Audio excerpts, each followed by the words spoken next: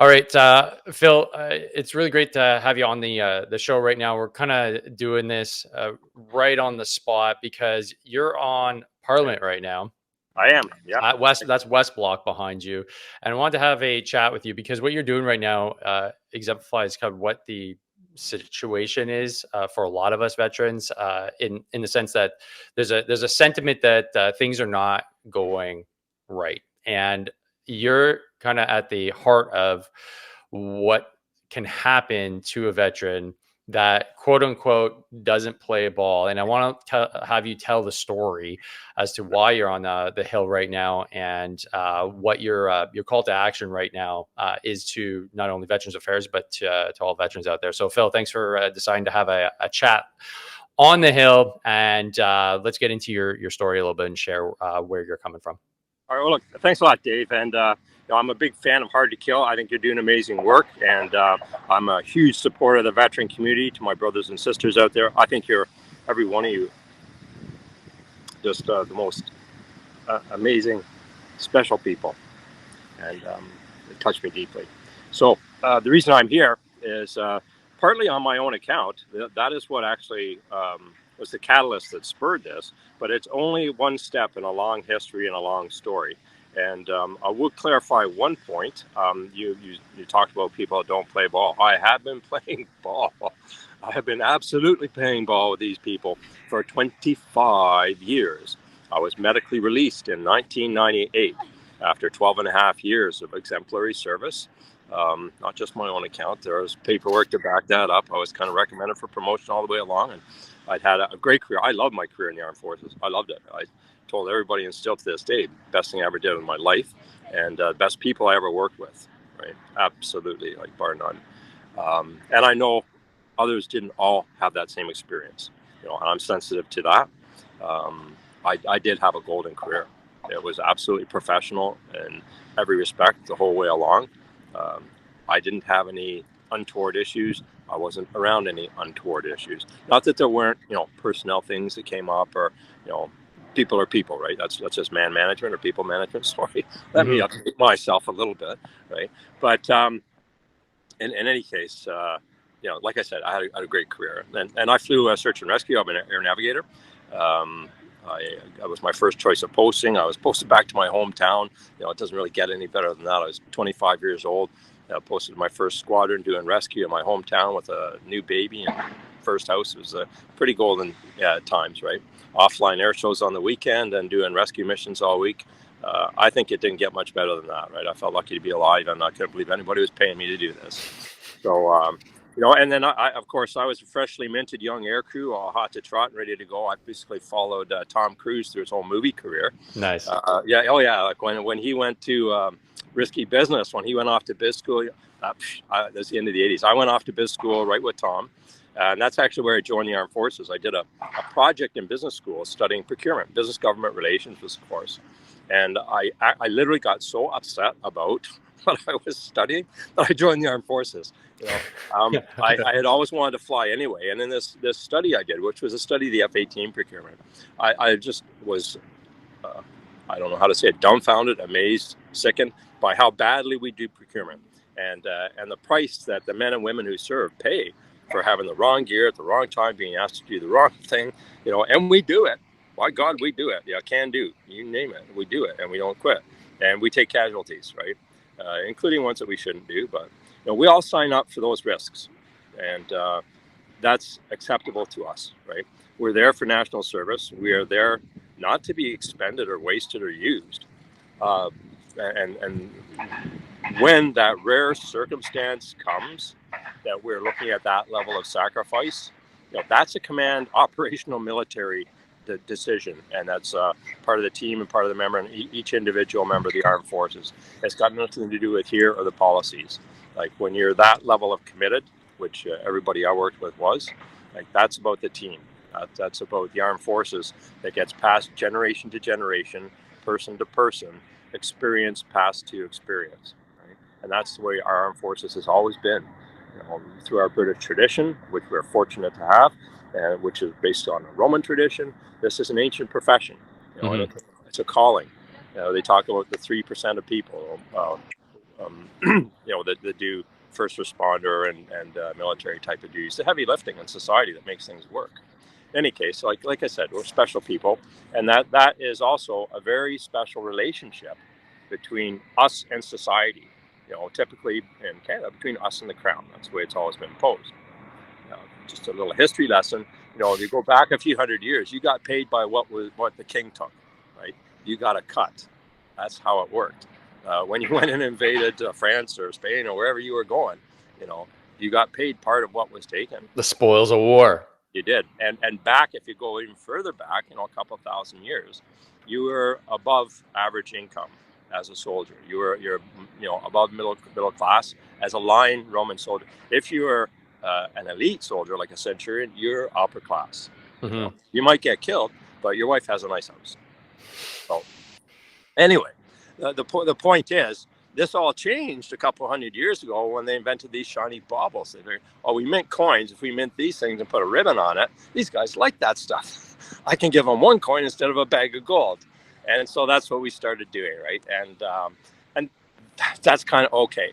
We regularized the paycheck, so now we don't take booty, and we have a guarantee that's based on a very ancient fiduciary relationship that says, I will put my life on the line for you, and you'll take care of me and my family. And if I get schmucked, you'll look after my family.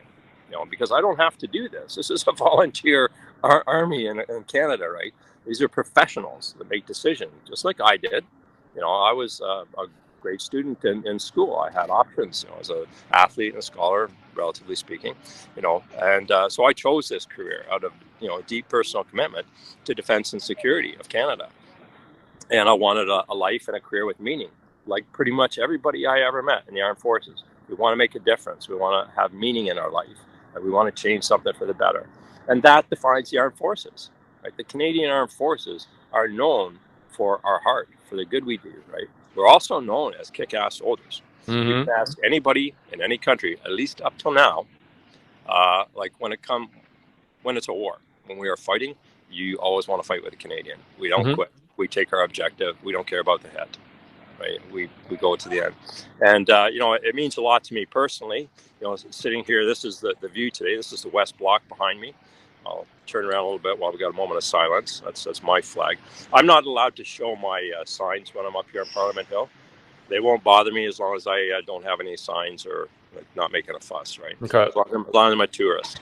I'm allowed to make a fuss out on the street, and the police have actually been really good about that. Although it was a curious evolution of the rules. I was actually originally sitting right outside the West Block doors with my flag and with my signs, quietly in my little wheelchair, and within speaking distance and earshot. Then people would come and say hi. Judy Scrow from the Liberal cabinet came over and said hi to me, which I will say is the only Liberal member that has spoken to me. And but she did come up and say hello, and she was very polite. I was polite back, and she said she would go and speak to the minister and let her know that I was here. Okay, good. We've had that knock on the door. Good. So so Phil, let's get into, like, you're there. You're clearly committed. You've got a mission right now. And what is that mission exactly? So, like, speaking of politicians, you're in front of West Block. This is a big deal for you. Why is what you're trying to do such a big deal? Well, first of all, I have no choice. I literally have been 25 years at the gate, and I'm still at the starting gate. The way this system works, if you're this is something I got to say to the entire veteran community. We are split into 1,000 pieces by the fact that we've had 3 legislative regimes in my career time. I was released under the Pension Act of 1919, in place from 1919 for 89 years until December 31st, 2005, replaced by the new Veterans Charter. Completely different set of principles, set of rules.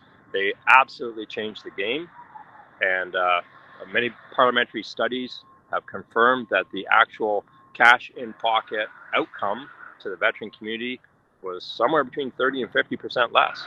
They introduced more services. They introduced, more services, more people, layers and layers of people. And, as has become evident to all of us, we are now cogs in a gigantic, insurance machine. layer upon layer of insurance service providers. And that is what actually provoked this trip to Parliament Hill today. So as we all know, a new contract was left by the current government called Partners in Canadian Veteran Rehab Services. And that was essentially to provide vocational rehab services to vets, like many of us that are on these programs through VAC. There's really nothing to distinguish it from what we already have through Veterans Affairs, like the complete panoply of services and all the rest of it. There's nothing different, except what gained them the contract was the phrase to deliver culturally sensitive veteran vocational rehab services. I don't know what that means. It's certainly I don't know what that means either. I need my money and I need doctors. Like, that's culturally sensitive. As far as our culture is that we're injured and we're military and we need our pay and we need medical support, right? And that used to be in place in Canada. When I joined, which is 1986, for all you young'uns, and in 1986, there was still 6 full military hospitals across Canada, one at every base. I'm talking operating theaters, like residence rooms and injured soldiers in them, doctors, nurses, radiologists, x-ray machines, you name it. Every base from Esquimalt to Halifax. And National Defence Medical Center in Ottawa, which I attended, like state of the art. And awesome doctors just sitting there twiddling their thumbs waiting for a veteran to walk in. And just exactly what you experience now, right? No, you're at the back of the line with the welfare agency as an unsupported misfit in society. Honestly, we have been ostracized and alienated, pushed to the edge of society. And this is not just unique in Canada. This move and this privatization is really what drove it. That's what happened in 2006, right? That was a privatization. The federal government stepped out of veteran care, of Crown veteran care, which was provided under the Pension Act, provided through all those military hospitals, provided through the veterans hospitals. At one point, we had 56 veterans hospitals in Canada. When I joined in 86, there was still 18. Mm-hmm. 2016 in July, none. The last one was closed down with World War II veterans still in it, and they lost services. They lost English language. Well, that's right here down the street from me. Yeah. Yeah. Horrible. St. Anne, right? Yeah. And I went there and talked to them. I talked to the man who filed the lawsuit, Wolf Solkin, Lieutenant Solkin. Just a prince of a man and absolutely eloquent. He has passed now. He passed, being gypped of his services with a lawsuit against the government that he defended and put in place. I'm absolutely appalled by that entire fiasco and by the people who are in power and in positions of power and authority who are aware of the whole thing and just let it play out. Nobody stepped up to say, no, we're just going to wait until they've gone. How long is that going to be, right? A few years? Where is your decency? That's what I'm here for. Where is your decency, right? And where's this promise that Sir Robert Borden made over there? Mm-hmm. It was a pretty big deal because 1 in 6 Canadians, families had served and many had lost people, right? So this country was fully behind veteran care at the end of World War I. And they set up a system that was built by veterans, which almost everybody was then, and it was designed to produce positive veteran outcomes. Now, it wasn't successful. It was not perfect. If you know history, there was a great veteran revolt, and this has happened more than once because very quickly, as we know, you're the hero of the moment when there's somebody knocking at the door and there's a threat. When the crap hits the fan, who do you call? Us. Right? Yeah, we're like Batman. When that's exactly right. The bat signal goes up, everybody's like, we need Batman right now. Okay, cool. However, right now, at least the sentiment from my perspective is if the bat signal goes up, they can kiss my ass. And I think that's the unfortunate reality now that they're kind of going to run up against if and when there is another conflict. I don't know who they're going to call upon because I know if it's in a few years' time, I am not putting my kids through this system because of how we've been treated. So they're going to be hard pressed. So in your case, Phil, what was the specific incident that you said, okay, enough's enough. I need to do something. I need to act. Yeah, I didn't really have a choice. Like I said, so what happened was a month ago, my case manager called and said, you're going to get a call from this fellow from the new company. And Okay. I said, sure, fine. And so I got the call. I introduced myself. It was all pleasant. And the first thing he says, well, my job right now is to upload our files and information. So I need you to sign these consent forms to release your medical information so we can speak to your doctors and see your files and, your records are back. I said, okay, that's fine, but that's my personal and protected, private health information, etc. You need a reason to do that. So do you have medical people, for example, to understand if I've got neurologists and physiatrists and all kinds of medical people that do want to talk to somebody about getting supports. Do you have people that can read that? Well, no. Again, there's nobody medical involved in there. Okay, that's fine. So are you the approving authority to pay for all the treatments and things that I need? Right now, I'm still paying for some of my own treatments, and I have been for 25 years. And what I have is split between some gets paid directly, some have to submit receipts to Blue Cross, some I get partial readmission, some I never see the bill. It's like, it doesn't make any sense, right? Mm-hmm. I was injured, on duty, CF98, the whole deal, like multiple. There's no question about my records or entitlements, right? Right. Well, I wouldn't say there's no question, because like many people, I did not have a pristine trip through military medical health care. Right, a lot of stuff gets missed. Again, we kind of sign up for that, and the politicians are supposed to know that, and the system used to recognize that. I was involved as a freshly minted young airman in our first war in 40 years, right? And then you guys followed not long after that, right? And we're going to have problems. Mm-hmm. And people do not understand. Like, they remember World War II. That everything's a little bit different when you go to war. But for us, it's our job, right? And when it steps up, it steps up. There's no hold barred. You work until a job's done. You don't pass the buck. You don't pass a fault. You make sure it gets done. And the whole team makes sure it gets done, whatever it is, right? And you say goodbye to your family. You say goodbye to your rights. You say goodbye to sleep and health and whatever it takes to get the job done, right? And then you recover after. You command the body. You do all these things that we learn to do, right? Mm-hmm. And that's what I mean. Like, we are not ordinary medical subjects. Right. And we have been trained to a different standard. We have had endurance beaten into us. Like, we are completely resilient and endurance. Most of us do not have proper pain recognition cycles or anything like that. We don't know how to take care of ourselves or how to read the internal clocks, whether it's mental or physical, right? Those are skills that were literally taken out of you. Mm-hmm. So you can become an aggressive, assertive, useful machine called upon to do whatever is required, whenever required. But that's not a human task, right? We agree that that's okay when it's required, like in an emergency, and when it's national security. Yeah, we'll do that. We'll die doing that. Mm-hmm. That's the difference, right? But don't waste us. And this is not a petty offer of our lives here. This is when it counts, right? Mm-hmm. Not screw up. And when we come back, you owe us. So back to what I'm doing here. So a month ago, I had this conversation at the end of it, like, no, they had no reason to have my medical records because I have a case manager. She is seized of my case. She has access to all my doctors and medical stuff. BAC already has all my records. That's part of my problem. Why on earth, with all the records you have, are you still calling me 26% physically disabled? I can't look after myself. I can hardly make it back to my car at the end of a day here.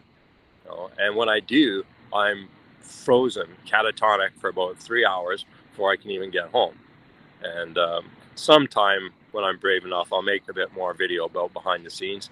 I almost did it yesterday morning. I was extremely sick. It was hard to move, and it took a lot of work to get going. I almost took a video, but it's kind of hard because I look rough and it's not very fun. But I will probably share that at some point, just so you can. And this is every day, right? So, and like most of us, we don't want to show that. We can't.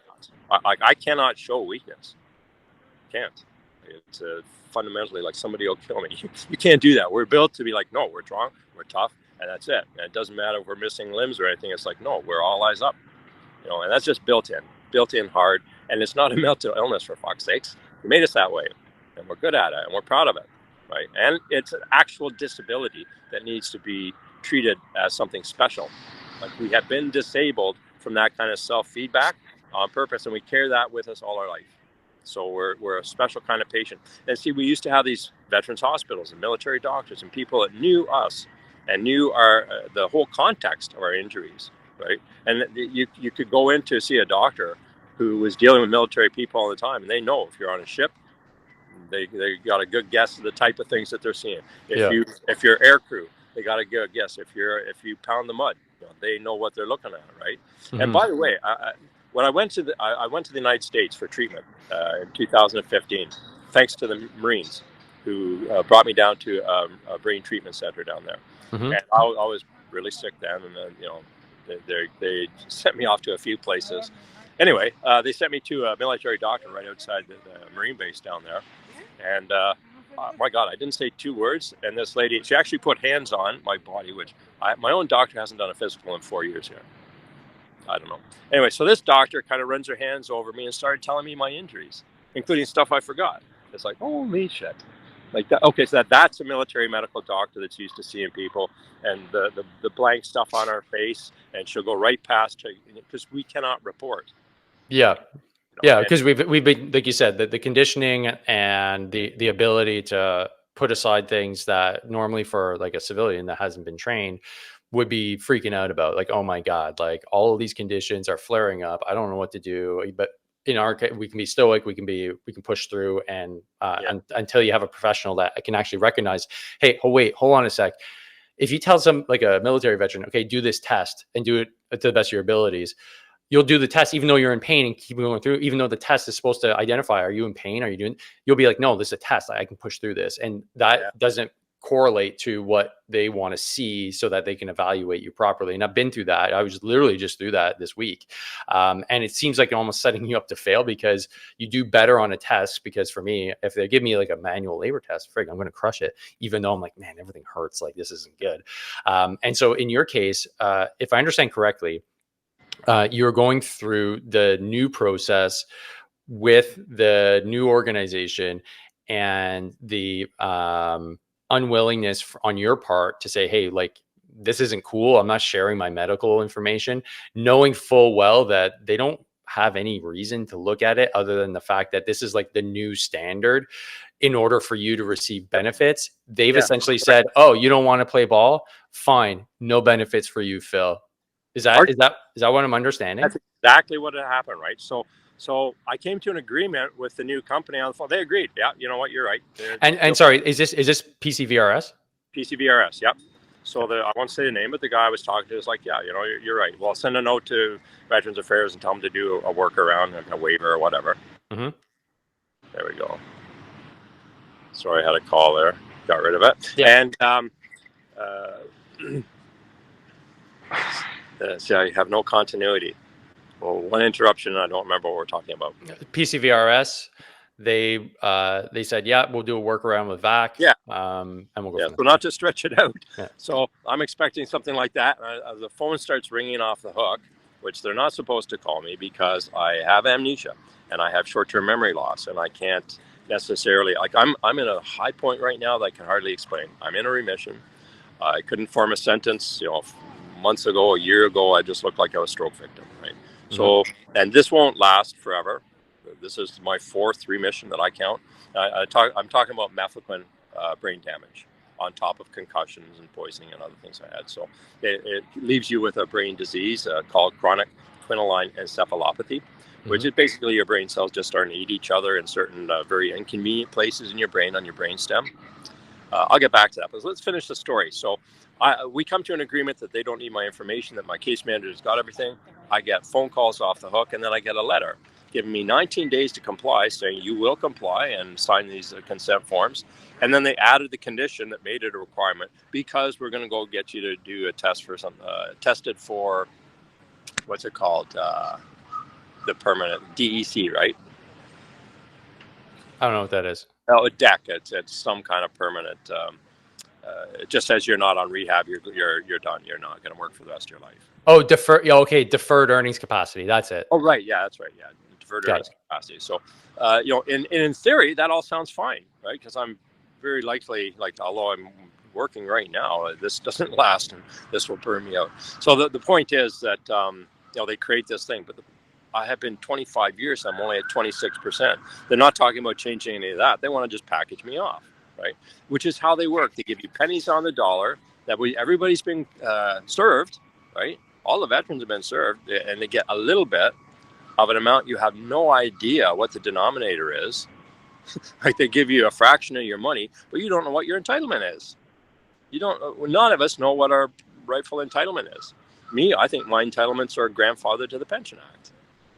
They should be, of course. Mm. But and there's an argument that we all should be. You know, why are some soldiers being given lesser standards of care and service, etc. But you know, they're good at making that muddy. They say, well, we've added services and this and that. The other thing that the government, the authorities that are kind of managing this whole operation, they add in complexity, which makes it gives you plausible deniability and simply makes it too confusing to address the issues, right? And that there is such a spaghetti pile of legislation between the Pension Act, the new Veterans Charter, Pension for Life, and the various amendments that have been through, and now new agencies. It really is so complex and complicated that it is unnavigable. And for me, with a brain injury, the level I have been in the past few years is like your ancient grandpa, right? I couldn't do my own banking. I can't do things that are in secrets because I can't remember. If I write in circles because I don't remember what I've just written, which is kind of fun to watch because I approach it with the same enthusiasm each time, but I say it differently, like it's fresh, right? So I just say something and then I'll say it again a couple of minutes later, like, oh, new idea. That's brain injury, right? You cannot fix that. I lose everything that's not attached to me. I lost my glasses yesterday. I'm good now, but I wasn't even safe to go out before. I have dementia written on my documents because if I travel in an airport, I can end up getting lost or just go offline, right? It's pretty serious what I have and what a lot of these methadone guys have. And there's other kinds of injuries, So again, I'm here to talk about brain and neurological injury because I think it is ubiquitous in the operational trades. I think if you've been operational in the Canadian Armed Forces, and it doesn't have to be deployment, we train hard, right? Yeah. And so there's concussion, there's micro concussion, there's the hazmat exposure, there's various energy fields that we get exposed to in our work that normal civilians do not. Everything from just regular working around radar stations to actual directed energy weapons that some people are involved with. Down to tropical disease, all the vaccines we have to take. There is just a ton of things. Not to mention operational fatigue and exhaustion, and all the different diseases that we face around the world. And I had all that, every bit of it. I had a tropical disease with delirium. All of my records. I had concussions. I had a poisonous insect bite with sepsis. I had this neurotoxin poisoning. Right. So, from what I'm gleaning here, Phil, the main effort is you want to see just a fairness applied across the board, using your case as a prime example of clearly there needs to be massive changes to the process in how they actually take care of you. But ultimately, you're here because you're a door kicker. You like taking action. That this is the kind of stuff that actually makes politicians kind of wake up. But I can't tell you how many other guys are just suffering in silence, going and throwing their hands up and being like, well, fuck it. Like, I'm not going to be able to beat this system. And then kind of go off into the woods, either metaphorically or literally. And I have an ask here, Dave. Yeah. So let's put the word out, okay, to the community. Everybody that is being threatened with their income or their services that they're being threatened for an administrative purpose. Do this or we'll take it away. Get in touch with me. Okay, get in touch with me. This is what I'm protesting against here. It's not a protest, it's a campaign. And what is just different about this than probably all the other guys that have come before, God bless them, is that I used to be a senior bank executive in our largest institution. I know exactly how these guys play ball. I know how the legislation works. I know how they operate. So I can speak their language, and they cannot bullshit me, not for a second. And the thing is, we do need substantial, tide shift in attitude and everything. Basically, it was allowed to be handed over to for-profit insurance industry, which has set itself up in its own form, right? So it is essentially fraud detection based and limitation of liability focused. It's designed to provide an adequate level of social safety net, a private social safety net on top of federal services, and to do so in a way that delivers a profit to the shareholders. These are public corporations or subsidiaries of them. Yeah.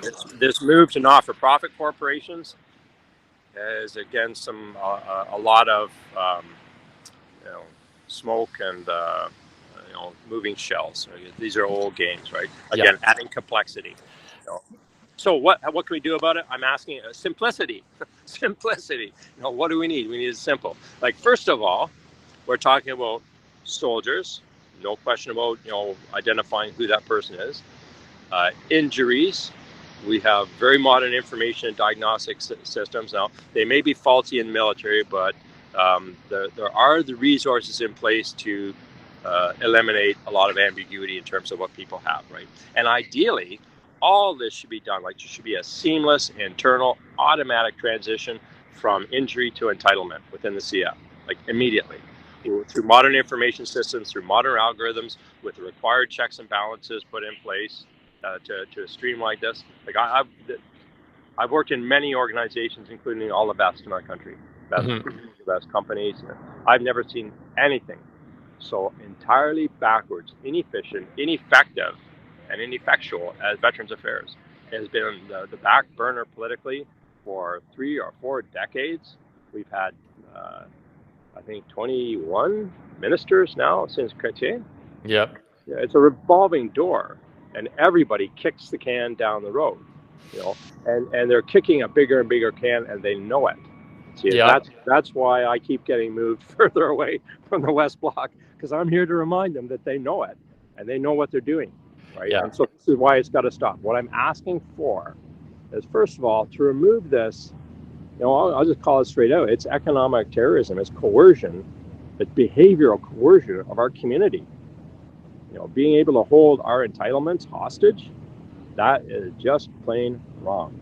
We are not civilian insurance clients, even though many people in our community have been talked into this or that, and they have developed a supportive voice in our group by lowering the threshold, I'll just say, for claims, expanding the mental health industry. I'm not going to comment on whether people are entitled to mental health. Is an absolutely major concern and legitimate and valid, right? However, where we started was a vision of people, walking through their friends' bodies and that kind of thing, right? We're talking about severe, this is military trauma, right? You did something, or, you lost people, you almost, to now where it's broken nails and somebody said something about my hair color. I'm exaggerating, and I don't mean to be facetious, but my point is that, it has become not just easy, but automatic to get a mental health claim at Veterans Affairs. And in fact, my own history is like hilarious on that regard. I was released with depression. That's what they said, right? So I went from zero mental health history, absolutely superlative, across, athlete, scholar, leader in the military, blah, blah, blah, raising a family, top quartile of law school. They give me a drug, all of a sudden, I'm a vegetable. Can't finish law school, wife leaves me, kicked out of the military, and they say, you have depression, it's not our fault, see you later. And I'm so addled, I have no idea what's going on. Right? Anyway, that move now, that's 1998. And it started before that, this move to mental health, the focus on mental health. And there's a lot of economics behind that. I'm actually a law and economics scholar, right? So I see everything in terms of incentives and disincentives. And I'm also like a big person about organizational design. Like, these are machines. Yeah. Machines do what you build them to do. Right. The outputs are predictable and manageable, right? And the outputs we're getting right now, veteran homelessness, suicide, broken families, distress, helplessness, like, those are programmed outcomes, my friends. Yeah, it's a feature, it's not a bug. Yeah, you got that right. 100%. I wholeheartedly agree with you on that one. You can't keep on having this consistent, and for me, it's the visibility of the suicide rate. You can't keep on having this increasing level of suicides and say that, oh, our system somehow works. No, it is the system. The intent is for this. And as hard as it is to say, you can't have incompetence create this for, decades moving forward. It has to be what the system is actually designed to do. And that's kind of the harsh realization that I think a lot of us are coming to. It's like, oh no, this is part of what the system is supposed to do, because if not, there would have been immediate actions to fix it. And they say they're fixing it, but they're not. And so that's the harsh reality I think that we're all having to kind of come to grips with. And I love the fact that you're there putting a literal sign in front of them and talking to MPs, because you're at this point the pointy end of the spear right now. With I would even say it's not a spear, it's something a lot bigger. I just don't have a good metaphor for it right now. But there's a lot of us and we're pissed. And you've got a lot more experience, you got a lot more time in the Canadian Armed Forces and in this Veterans Affairs system, to shed a lot of light onto a lot of us younger guys that are kind of just figuring all this out. And this is where the coalescing of kind of our community needs to kind of figure it out and start, like you said, like bring that community together and actually start taking action and reaching out to guys like yourself. So how would somebody do that efficiently? And how does somebody support your cause right now and get more visibility on it so we can get some changes made? Well, first of all, like I said, you keep it simple and soundbite level. We're talking politicians here, right? So I'm calling this Phil on the Hill. It rhymes. It's easy to remember. You can do it, politicians. Okay. So Phil on the Hill. Okay. And I'm here. I'm not going home without my pension. My wife is a brain cancer survivor, and she's strong as hell, but she's also frail. And this is very hard on us. My brain is coming back. I can't really explain why, but my body's not doing well at all. So I really don't have a lot of time. I am losing my ability to move and my leg function, and I won't even go through the list, but it's kind of scary. I got several of the dark horsemen of death from neurology knocking on my door. I have trouble swallowing and breathing, and some of the stuff is not good. But I'm not going home with my pension. But what I'm here for is to get a blanket more. I want a policy initiative. So this is something that the Minister of Veterans Affairs can do within her discretion, within her legal authority, is to issue a policy directive to her department, recognizing the issue of veteran homelessness. They don't have to. They can word it how they want. Except I have operational wording, instrumental wording that I'm going to suggest that I want to see in, right? Because I want this legally effective. So what I want to see is a moratorium that they will hold in abeyance this practice of threatening entitlements or services, so no withholding, deferring, delaying, withdrawing, suspending for administrative purposes. So basically, outside of clear and proven criminality and fraud, which is a form of criminality, like if you're actually who you say you are, and you're not just a Russian double taking money from the Canadian government, you have to stop them, right? Then how are you possibly taking money away from an injured veteran? Of course they're injured. Of course they're a veteran. And of course they need the money. What does it do to anybody to undermine their financial security? And then start talking about mental health? That's gaslighting. If you dick around with somebody's like basic life security, how am I going to pay my rent? How am I going to tell my spouse and my kids that everything's okay? I got bread on the table. Right when we're in this economic maelstrom, this crisis, and they are dicking around with people's pay. And even if it's not your pay, when you hear about my pay being taken, what does that do to you? It sure makes you shut up and be quiet. And that's what they're playing on, right? Yeah. And that's oppression. That is a damage in itself. That's an injury right there to your dignity and to your being together. We talk about it a lot, that victim mentality. Well, that's reinforcing a victim mentality, 100%. Yeah. So I'm here for us to stand up for ourselves, for our own rights. I'm here to educate our community about your rights. We have rights. We just don't know it. Yeah. Enough of them showing them. So what I'm looking for is a minister from the policy, a blanket moratorium on administrative suspension of entitlements to injured veterans. So if you're injured, if that's established, if you've got an entitlement that's been set, it can't be taken away.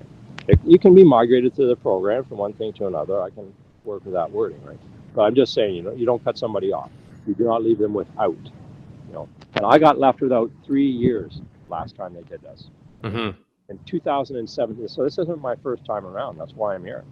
In 2017, I had another disagreement with my case manager. They wanted to send me to a psychologist. Again, not that they'd already done that. First thing they did when I walked in a few years earlier, they sent me to their psychologist, who properly said, you absolutely, positively do not have PTSD, which kind of makes sense since I have amnesia. I can't remember shit. Mm-hmm. And anyway, and they still automatically gave me a 10% PTSD claim. Even though when I walked in the door, I said, I'm busted. I can hardly talk a thing. I said, but I'm a lawyer. So the rules are simple. I say, I'm not going to claim anything I don't have. I don't want any entitlement that I'm not properly legally entitled to. Right. Number one. Rule number two, everything and anything that I am properly legally entitled to, I want. Nothing less, nothing more, nothing less. 100% of my actual entitlements. Should be pretty simple, right? Isn't that what we all agree to? Nothing more, nothing less, just what I'm owed. And didn't Brock Blasek say that to the Prime Minister's face not too long ago? I just want my entitlements. Yep. I can't bust it, and I'm fighting all the time with insurance companies. Oh, well, you're asking for more than we can give. I think not. Yeah, and that's where we stand now. I'll see the amount of money that can be pulled out of thin air anytime they want to. Mm-hmm. Whether it's a pandemic, whether it's a war in Europe, whether it's a trip to London to stay in a nice hotel. Exactly. So let's talk about what's important in society and the people who are really doing the work, and the fact that we do not have people walking into recruiting centers, and we have people walking out the door as quick as they can when they completed their contract or sooner, before they get hurt and thrown into that machine, which is all the veteran carriers now. It's an insurance machine. Yep. And you know what? You just nailed it right on the head. People are leaving, people aren't coming in, and we're just talking about, institutions, and having a feature rather than a bug. And this seems like this is the feature, not the bug, for whatever reason. I'm sure at some point the reason will come to a head, but there seems to be some forces at play to eviscerate the culture, the war culture of our country, our proud culture of being battlefield heroes, and then slowly pick it apart piece by piece. And that seems to be like the unfortunate reality. But what you're doing here is shedding a light on it. And definitely I'm going to share the ways for folks to get a hold of you, but also the hashtag Phil on the Hill. So folks, if you're listening. Hashtag falling at home too, Dave. And there you go. Hashtag falling at home. Great. Thanks for bringing that up. To any of your social media posts, and make sure to spread this widely, and please get in touch with your federal MP as well. These are the things that federal MPs, if they don't have visibility on, they have a million other things going on. But if they get a bunch of veterans and just Canadians pinging them about this is what actually gets things moving, because they think, well, what the hell's going on here? And then they pay attention. So start rattling some cages. If you're in the Ottawa area, go see Phil. He's on the Hill. He's not going anywhere. Phil on the Hill. And Phil, I want to thank you so much for chatting about why this is important and what you're doing. I'll finish up with one thing, Dave. We're gonna operationalize this. I'm not shaking my fist at the sky, and I'm here on business. Like, I want answers and I want results, right? So this policy I got drafted, and it's gone into petition form, and we have a group of friends coming out of nowhere to work around this right now. My friend Stefan Beardwood from the Canadian Airborne, he was a Somalia deployed soldier and injured with methquin. He's drafted a press release. Like I said, I have difficulty writing and things like that. The ask is simple: two things: a moratorium on administrative suspensions, and two, institution of a legal veterans charter. Okay, that's key. I like that. Yeah, and it's important. And I'll take a minute to explain. Okay, very quickly. Right now, we're stuck in a closed loop system. It's something called administrative law. It's where the courts and the Parliament have said, we're going to take this area of law, veterans stuff, and we're going to subsume it, because it's very complicated and expert-based. We're going to subsume it to a specialized group under Veterans Affairs with its own administrative dispute resolution and like mechanism to administer the program. That's administrative law. That's why you can't go to court right away. You have to appeal it inside the system. You have to go through all those processes. And as we know, those processes have not been built for us.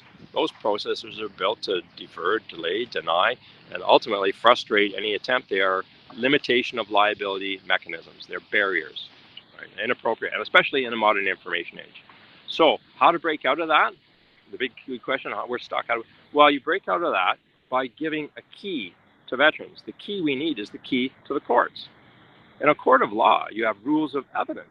You have trained advocates and research departments and et cetera that can coolly lay out the facts without distortion by administrative knowledge. Not what you see in committees, this person. No, in a court of law, you will drill down and lay it out very specifically in passion on pure factual basis what's going on. See, and that's what's happening as soldiers are now taking people to court. All the BS that has been, it gets laid to waste in a court. There's no BS, right? It's just the facts, right? So by getting a veterans charter, we have something called a veterans charter now, right? Veterans charter rights. It is toilet paper. This is your lawyer speaking, people. It's garbage. It's legally unenforceable. There's no meaning to it. It is a piece of marketing promotion. That's it. Frankly, I find it quite offensive that it abuses some of the language of our highest documents, the Charter of Rights and Freedoms. It is not a legal document. There's something you learn in law school the first day you get in, and that's without a right, or without a remedy, there's no right. Right? And there's nothing. It's not actionable. There's just a lot of words, right? Now, there is an example in Great Britain of a veterans charter that was enacted in legislation, and it has enabling regulations, and it has as one of its recourses the direct right to go to court. You can take this document and say you violated this human right principle or this or that, and I'm not going through the grievance process. I'm not going up to the Veterans Appeal Board. I'm not going to hear the attention of advocates who get paid by the same government and trying to sue. No, I'm going to the actual courts. Very cool. Right, and so what we're looking for is a veterans charter. Now, I'm not trying to get an avalanche of lawsuits against the government of Canada or to slow down the armed forces. But what having a grown-up back in the room in our corner, the specter of somebody looking over the shoulder in the cold light of day and a factual under rules of evidence, right? Just that fact alone, the existence of such a document, think what that would do to the disciplines and the practices at Veterans Affairs, right? Where now all of a sudden, tighten them up. It's like forget your review and appeal. What you just did there is way wrong, and it violates my charter rights under the Veterans Charter, and now I get to go to court, and you can answer it there. Yeah. It means there's going to be an awful lot less abuse, isn't there? Hands down.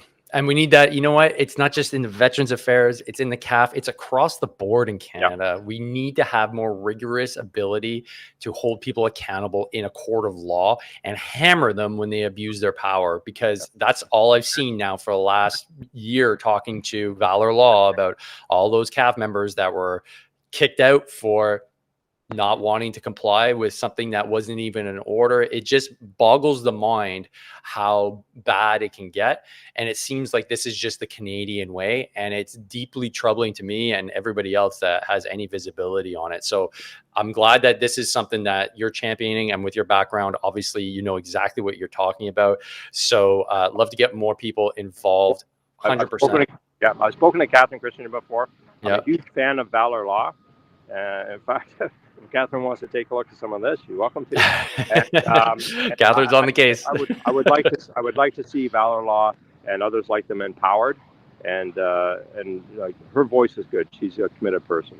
Absolutely. And in my opinion, I think we need a lot more Valor Law like organizations out there. And I hope that this whole era ushers in more lawyers to take a really close look at these institutions that have gone unchecked for generations. And now's the time to hold them accountable. And it makes a better, stronger Canada and a better, stronger, more resilient armed forces as well at the end of the day. So it's a different podcast, but I have a conversation to you about the legal profession in Canada. Okay.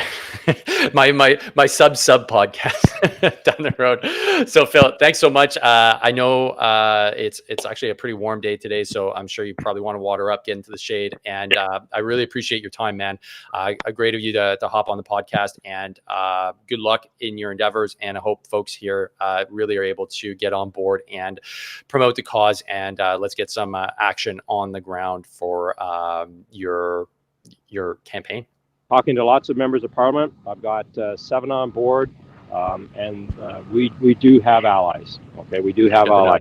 Good to know. Let's see a movement go, and I could use the support of as many of you as possible.